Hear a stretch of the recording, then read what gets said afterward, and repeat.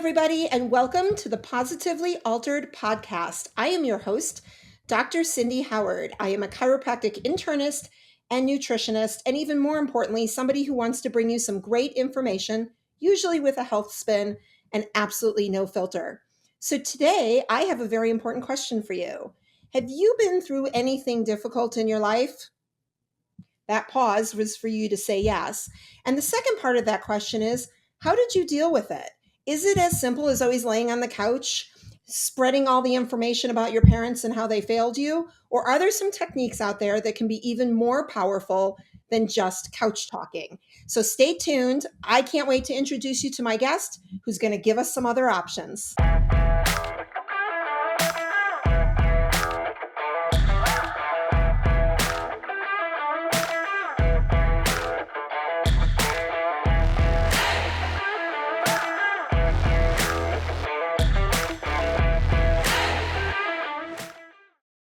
Hello, my name is Heather Lord, and I am the COO of Professional Health Products.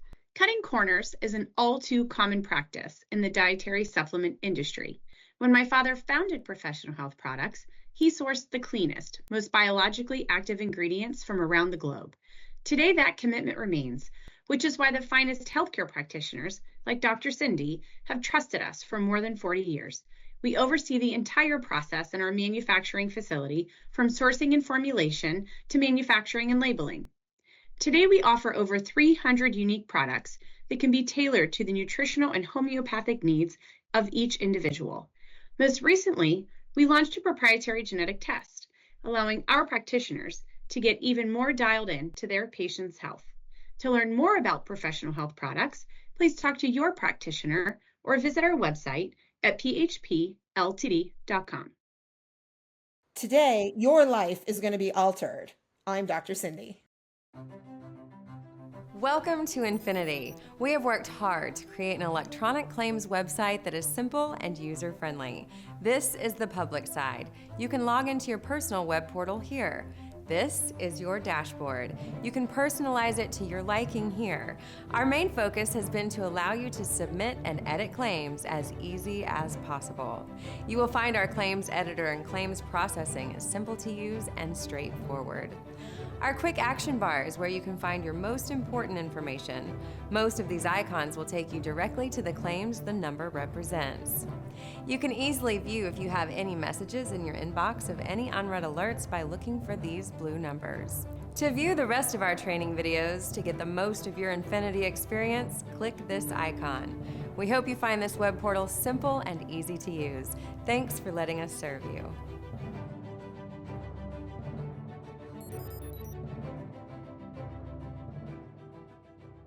I'm Dr. Cindy. Who wouldn't want to join me for the Positively Altered podcast? Welcome back. I'm so glad you decided to join us today.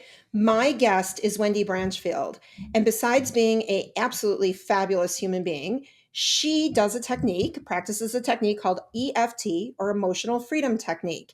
And it's very interesting because as much as I've utilized it personally, and I refer quite a few people to her for this technique, I actually still have difficulty explaining exactly what it is. So, Wendy, welcome. I'm so glad you're here. Thank you. I'm happy to be here. I'm happy because I need you, in very simple terms, to explain to everybody what exactly is Emotional Freedom Technique. Emotional Freedom Technique is an holistic healing modality that borrows from Eastern philosophy of acupuncture, which works with the chi system, and the Western philosophy of talk therapy. So the amygdala is the part of the brain that holds on to emotion: fight, flight, freeze, or faint response. As we grow, we have emotional trauma. And it doesn't have to be, I went to war to be trauma. It can be something as simple as, my family said I was chubby when I was 9. And that can literally set a lifelong precedent of never being able to carry a decent weight, because between birth and 7, 8, or 9, our gorgeous brain is a yes machine. There is no discernment properties yet That's why children can learn like 5 languages by the time they're 10 years old, because the brains are on hyperspeed. They're just yes machines. So things that are subconscious that we've carried with us our whole lives, we carry within our cellular memory. There are like trillions of cells in the human body, and each one of them has a little brain. Your body holds onto that stuff. And if I've said this once, I've said it 1,000,000 times. Quantumly speaking, yeah, EFT's a little weird and a little woo-woo, right? But quantumly speaking, like attracts like. Thoughts become things. Energy is everything. Perception is key. One man looks at the world and sees misery and hate. Another man looks at the world and sees love and possibility. Same world. What affects one affects all. And that goes right along with, like, if you have a bad left ankle, you're going to have a bad right knee, wonky left hip, funky right shoulder. That's just the way it is. Like attracts like. And when we are going through an entire lifetime of traumas, somebody at work was snotty to me and I said nothing. I held that in. The neuroplasticity in our brain holds on to that, and it makes grooves in our brain so that the next time somebody at work says something, whether they meant it or not, you're on automatic pilot. Bazinga! You go right to, well, see, everybody's mean to me. And it's just crazy what the body holds on to. The like attracts like thing. Let me give you one quick example. Throughout a 25-year career doing this, it is not a coincidence that men and women who have been assaulted have medical issues below the belt. And it's not because of the assault.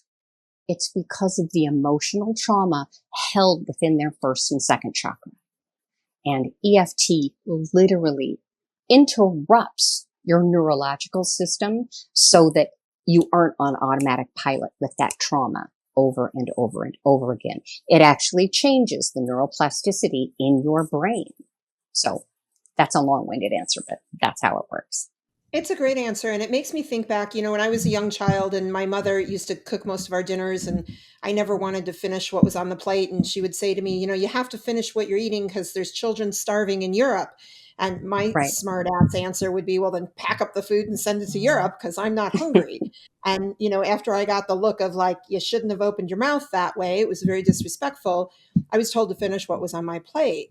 So my neuroplasticity, my wiring, right now as a grown adult plus a decade or two, has really taught me how to potentially overeat, right? Like I finish everything that's on my Right. plate, whether I'm hungry or not. How much, and that seems obvious to me, right? Like I can trace back that messaging as to why I've made choices as an adult. But what do you find from a trauma aspect for the patients or people that you work with where it isn't that obvious? Like, what if that really wasn't my trigger for overeating? What if there's really something deeper rooted? How do we get to that to make sure we really understand the mechanism that sets us there? Thank you. That's such a good question. Okay, I'm going to give you an example from a client of mine. I have her full permission. I am not using her name. 24 years old, sexually assaulted, waitress in college. Okay. It happened. She couldn't touch metal. Couldn't touch metal. Couldn't touch her car keys, so she couldn't drive. Couldn't eat with anything but plastic. Couldn't open the door handle. So she had to quit college, quit her job as a server, as a waitress, move back home with her parents. Her parents gave her talk therapy. In her words, not mine, all I did was bitch and moan and relive that pain over and over and over again. Nothing changed. She went to a physician and, oh, you're depressed, so here, have some pills. That didn't help her either.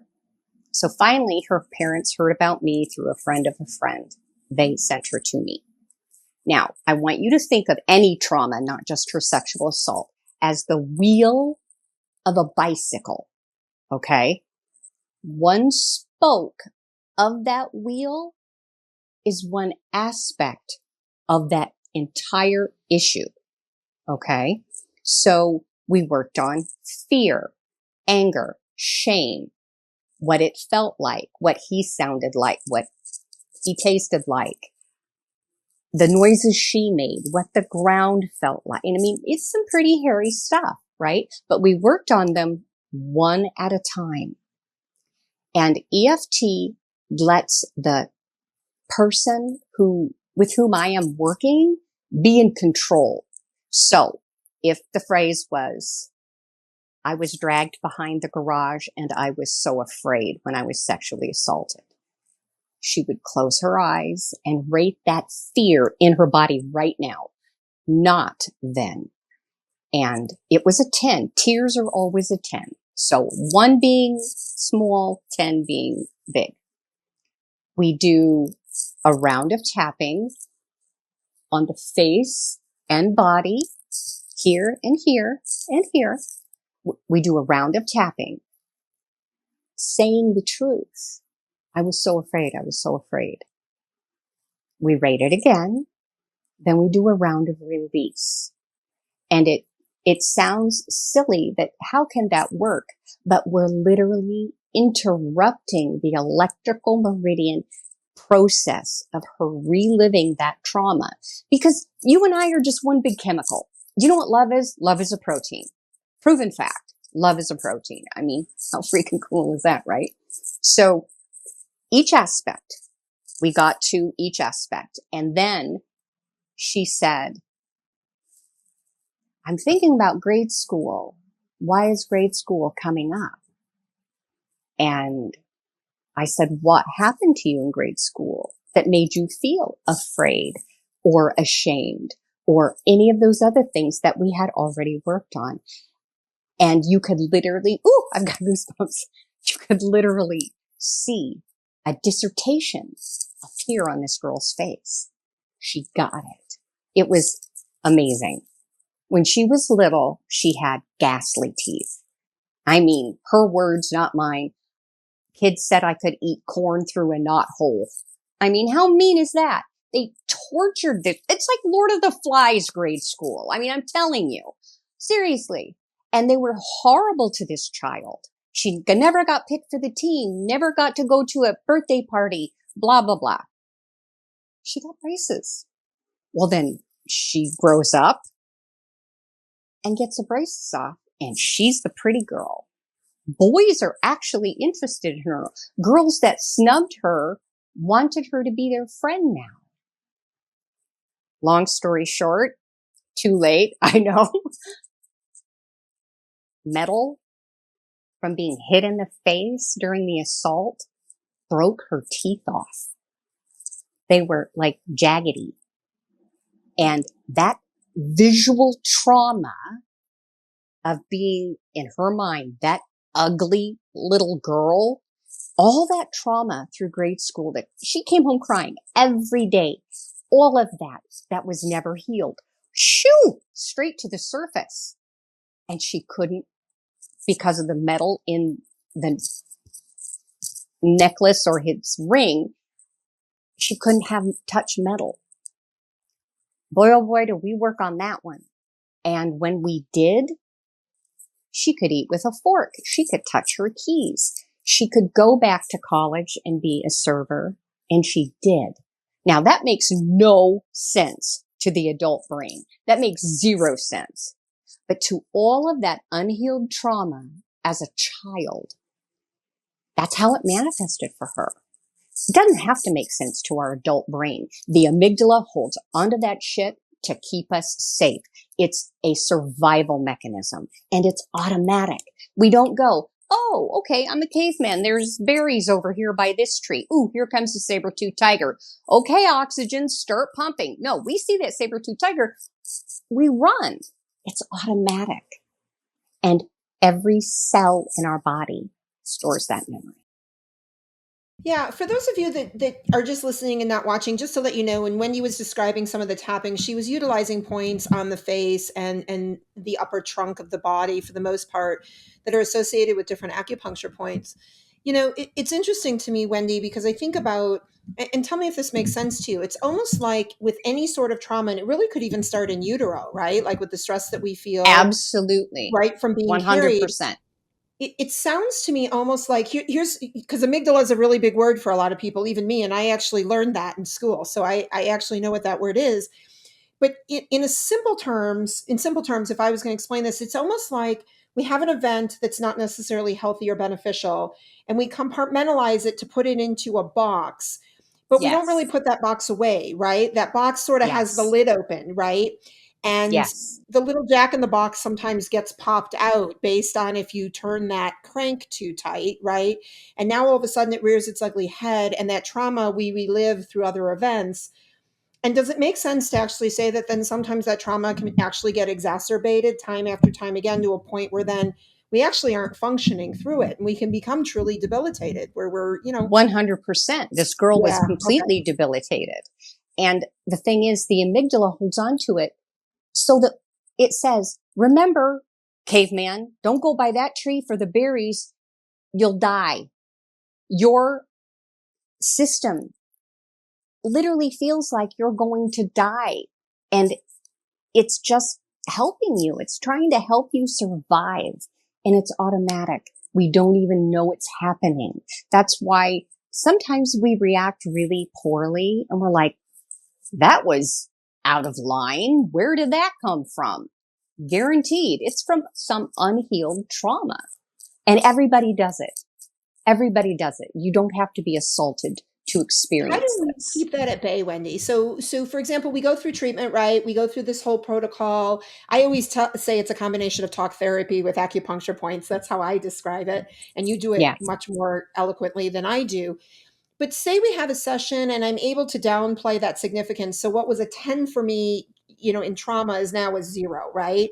And I Yep. feel really good. And I walk out of the session and I'm like, I've got this, right? My trauma is now it's in the box, the lid is closed, there's no jack in the box. How do I keep it there? So where does EFT come into play in terms of a short term versus a long term therapy, and where is that important to understand that line? Because I know too, like, listen, 55 years on this earth, and yeah, I told everybody how old I am now, but 55 years on this earth, I relive some of those things, right? That were traumatic that Yeah. I was able to put away for a period of time. So how do we utilize this technique to I guess, control, right? All the good that we've done through the sessions. Yeah. EFT can completely that's the beauty of it. It can be done by the participant. People have said, yeah, but I don't do it as well as you do. Of course you don't. I do it for a living. You know, I'm not an artist. I'm not Van Gogh. You know what I mean? So you have to be conscious. People can tap, tap, tap away. And if they simply are not conscious of how they live their lives, what the script in their head that is on automatic pilot is playing over and over, yes, you will have the short-term benefit.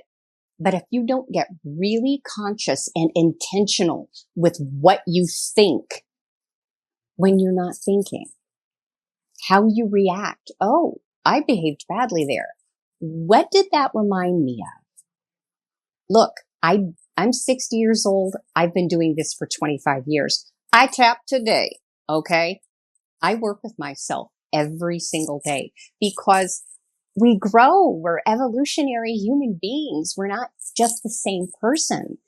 And we have a lifetime of stuff. So being really intentional, getting conscious is the number one key. It's like if you go to a personal trainer, 3, 6 months, a year, you get to your goal and then you stop. What's going to happen? We have to pay attention to ourselves, pay attention, make it conscious. And that's the key. So how do you work through, because I can see it now, right? The people, actually, let me backtrack, right? Growing up, it seemed like the only people that ever went to therapy were those that were sexually assaulted, children of alcoholics or an alcoholic themselves, right? It had to be something pretty big, would seem like pretty big or pretty major to go into therapy, right? So how do we remove, or how do you remove that stigma of like, I, and I almost say I think everybody should have a therapist. We all need tools, right? In, I in agree. some way to get through life. So how do we look at this from a way where maybe it is something that detrimental and that scary that we've been through, but maybe none of us have those really what we perceive, right, as significant experiences. How do we remove that stigma of I don't need a therapist for any reason because I'm just fine, and or recognizing that even small traumas that may not be as obvious are really important to also address? And I guess I asked you two And, loaded questions there. and that's okay. And I do disagree with one statement. We all have traumas. You know how you figure it out? Are my relationships my highest goal? Is my physical health? And of course, people want to look cute naked. Is that where I want it to be? Are my finances in order? Those three things, baby. Are your relationships the way you want them? Is your physical health, sexual health, where you want it to be? And are you able to live the life that you want to live? If you answer no, you've got stuff to work on, plain and simple. And I think it's a brave person. People tell me things that horror movies are not made of. And I mean this. Horror movies. So Wendy, we were joking before we started recording that because you see everybody on this from the waist up that I wasn't wearing any pants. But I guess, maybe I need another session of EFT because if I felt confident enough, I wouldn't be wearing any clothes on top either, right? I would just be here naked going, I'm ready to record. So, maybe there's different levels of trauma, I was right? joking. And comfort. People, I have pants on, okay? Okay, you're wearing pants. I'm going to let them just imagine whether I'm wearing pants or not. We're going to let that just be a mystery today. We're not going to point the camera down, but post COVID days when everybody from the waist down, just so you guys know, because you can't see him, my producer is fanning himself now because I mentioned being naked from the waist down. So we're getting him a little red and a little bothered, and it's too bad he's not on video to see that. But again, everybody can use their visual. So, okay. And I do agree. And I apologize for misstating. I do think we all have different levels of trauma, right? That we perceive. Yes. I think we do have trauma, but that perception of somebody listening saying, well, I haven't been sexually abused, so I don't need any help, right? Yeah. Because it's not as obvious to them. Right. And I think, for me, the stigma has been lifted. I see the value of therapy all the time, but I know that I still have patients that walk through the door that when I suggest some sort of therapy to deal with emotional, physical, spiritual stress, whatever that is, I know that sometimes I'm still getting pushback of like, but I'm not crazy. And I don't think we need to be crazy to benefit from a therapy like this. And I guess, how do we share with everybody that like, this almost should just be part of your plan, right? To grow Absolutely. and move forward and adapt. Personally, I would love to see, and it is implemented in some schools, EFT programs for children. Instead of nap time, they tap. How brilliant is that?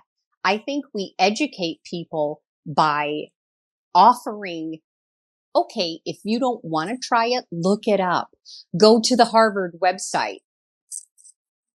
Been researched, the Harvard Medical School, and deemed, yes, it works. I mean, if you need proof, and I say this with all due respect, it is not a gender thing, okay? Masculine, feminine, not a gender thing. The masculine energy is to fix, keep safe. The feminine energy is to know, intuit, care for, and receive. If that masculine part of you, which helps keep you safe, is in overdrive and you need proof, do your research. Research your therapist. I'm not a therapist. Don't let me pretend I am. I am an advanced emotional freedom technique practitioner. Research your therapist. Research EFT. Ask if any of my clients would allow them, you to talk to them. Look at my website, references galore, truthful references. So you don't have to be at your wit's end to have something help you. My gosh, some people, if they could just lose 5 pounds of body fat or be able to walk up the stairs, right, left, instead of right, because of an injury. Incremental progress is, my gosh, over a lifetime. How much better could we be if we're 1% better a month, 1% better a year? You know, I mean, it doesn't have to I be love it. horror.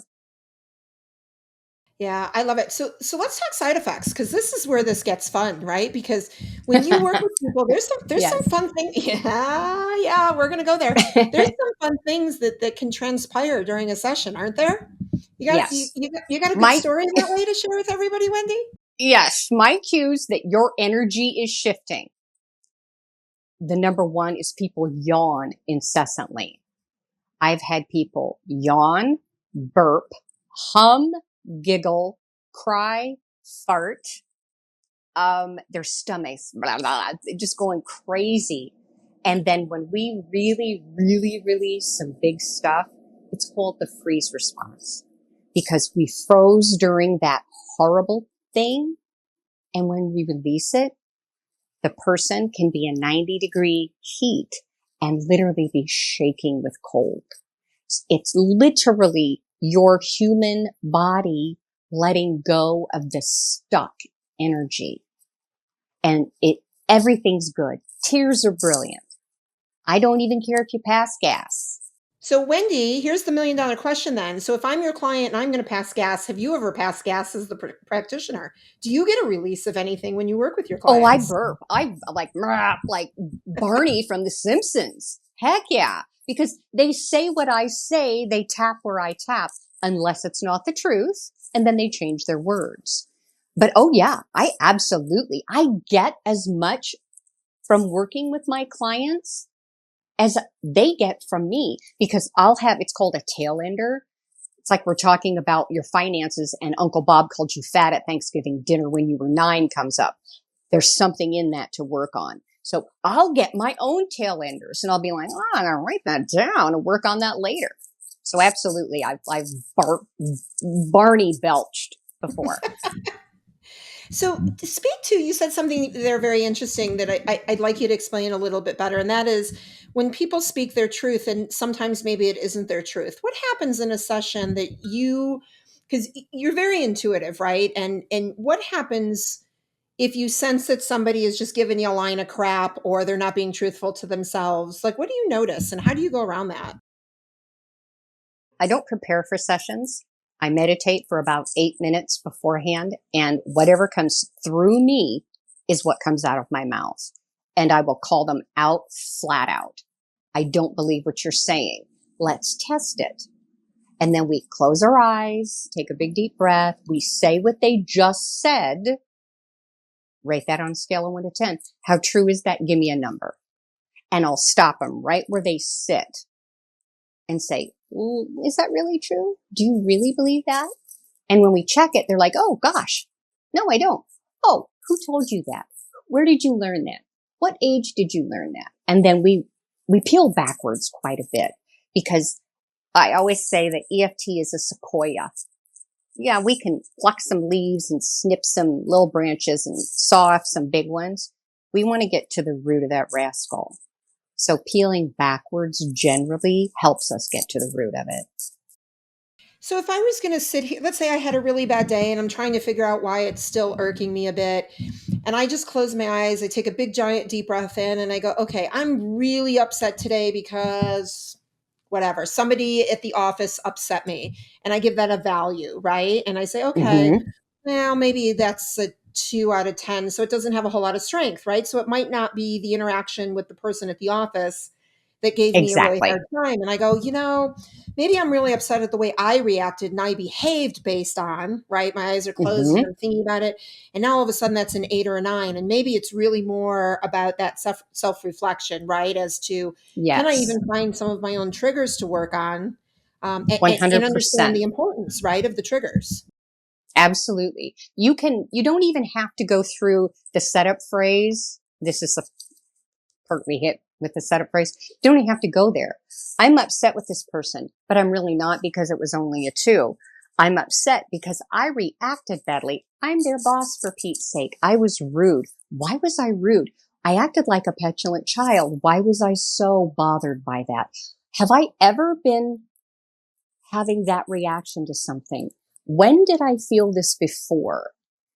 The minute you get to a good question, stop and listen, and just listen. And it might not have it could be Uncle Bob called me fat at Thanksgiving. Doesn't have to make sense to your grown up brain. And then you like dig around in that. Does that make sense? It does. So one of the things that I absolutely love about you is, and you said it earlier, is that you will absolutely call somebody out on something, right? You challenge people rather than just wanting to be their best friend. And one of the things that I always felt was really important in finding the right practitioner to work with is that you like them enough to be honest and transparent, but they're Yeah, not such a best friend that you just want to make nice, right? And that you're super right. comfortable. Like, I love the idea of being comfortably uncomfortable. And I find that, a lot of good work is done in that mode of being comfortably uncomfortable. Can you just thoughts, comments on being in that space? Is it the correct space to be in when you're working with somebody? For me, it is what I do and how I do it. I tell them from the beginning, you could tell me that you went to the washroom on your kitchen table last night and I won't judge you. Nothing that comes out of your mouth I'm going to judge, because if I'm judging you, how can I help you? You're paying me to help you. But if I think you're full of it, I'm going to tell you, because I don't care if you like me. I really don't. It's my job to get you through something. And I really do get intuitive hits that I can't explain it. I just know when people need to go somewhere. So I'll ask a question. Blah, blah, blah. You're like, oh, okay. Yeah. Okay. Tell me about that. And they'll figure it out for themselves. It's not my job to fix anybody. All I do is place my clients in an awareness so that they are in alignment to heal themselves. And I know that sounds all artsy fartsy and whatever, but it's a truth. I Well, the farts have are a clearly skill. important when it comes to EFT, Wendy. So it's okay if it sounds artsy fartsy. but, but you know what I mean. We It's may people be say, swelling "Oh, gap. thank you, thank you, thank you." It's not me. I have a skill, but it's the process of EFT and interrupting that electrical signal in the body and that automatic path that the brain waves take. And it's getting them conscious of their own stuff so they can heal themselves. I love it. So we're going to take a quick break and be right back. But on that break, regardless of what you're doing, grabbing something to drink, using the washroom, walking the dog, it better be a fast walk, you guys. The breaks aren't that long. And we're going to listen to a couple of sponsors that are super important to me. But while you're doing that, maybe make a conscious effort to say to yourself, is there something that I could be working on, no matter how traumatic it feels in that moment, that might make sense to pursue EFT. All right, you guys, we'll be right back. Take a quick listen to our sponsors. This is your weekly dose of Dr. Cindy, the Positively Altered podcast.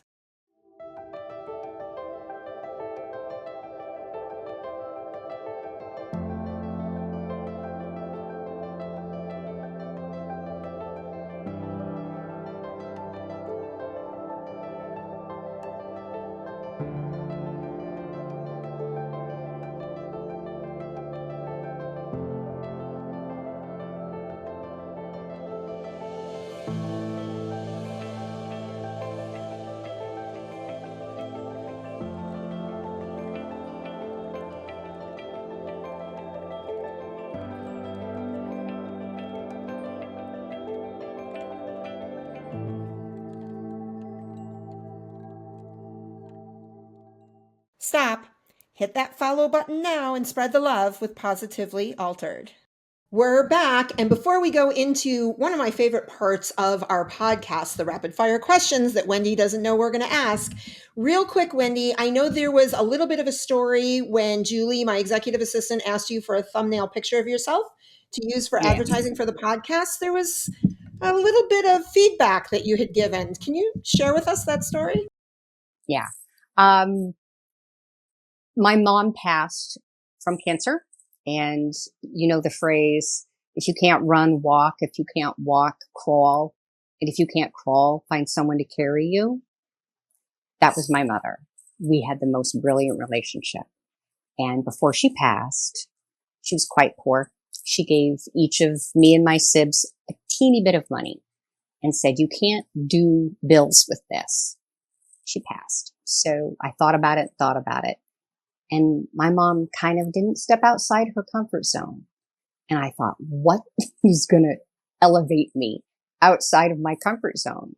So I scripted and blocked a photo shoot, and I did a professional photo shoot, and it really made me uncomfortable. And I was like, woohoo, thinking about your mug. So that was it. So even those that teach us how to get out of our comfort zone, get out of our comfort zone. It's super important. Yes. So it's really important. Okay, Wendy, here we go. You ready? So I'm going to ask you a series of questions. I think we've got 5 of them. First thing that comes to mind, there's no right or wrong answer. I'm really just curious how you'll answer them. You ready for this? Yep. All right, here we go. If you could change snow from being white to any color in the world, what color would you make it? Red. Red. That was quick. You know, red is a manic color, Wendy. I love red. Red is sanguine. Red is blood. Red is sex. Red is beautiful. Perfect. I love love the justification. That makes perfect sense. Okay, next question. You can only have one type of drink for the rest of your life. Sweet, sour, or strong? Water. Oh, is that Just sweet, water. sour, or strong? I don't know that falls in any of those categories, does it? Sour. Pickle juice, sour. Sour water. Sour water. Yeah. Okay, we'll take it. All right. Everybody always wants to know what famous person you would have lunch with if you could. I truly don't care what famous person you'd eat with. I want to know what the meal would be. Oh, God. Beef bourguignon, crispy, flaky baguette, delicious oaky Cabernet. Oh, yes. Yes. Perfect. All right. This one's a little timely only because at the time we're recording this, it is during the Olympics. When people will hear this, it will be way after. But if you could be an Olympic athlete and participate in any sport and excel at it, what sport would you pick? Figure skating. Awesome. And last, this is going to be the hardest one. You ready? Mm-hmm. What was your favorite thing about doing the podcast today? Hanging out with you. I love you. I love you back. Well, you guys, that was super easy. I think I'm going to go eat dinner now after that description of the meal that you're going to eat. Wendy, do me a favor and share with everybody, how do they learn more about EFT? How do they find you? How do we reach out? Okay. You can email me at insideouttraining@icloud.com. And in the little header, just put EFT. That's INSIDEOUTTRAINING@icloud.com. I love that. So please reach out. Wendy is just a wealth of information. The technique is phenomenal. The person is even better. I'm so happy that you were here with me today. You know, if you want to find out more about what I'm up to, you can find me at drcindyspeaks.com. If you're interested in the book, Positively Altered, Finding Happiness in the Bottom of a Chemo Bag, check me out on Amazon or wherever you buy your favorite books. And I have to tell you, Wendy, that my favorite thing about the podcast, twofold. One, always hanging out with you because I love the intelligent conversations that we have, and also just being able to understand the EFT a little bit more so that I can share that knowledge with other people so that they do reach out, they find you, and we all get to heal together. And at the end of the day, I hope that the time we have spent together have left all of you listening positively altered.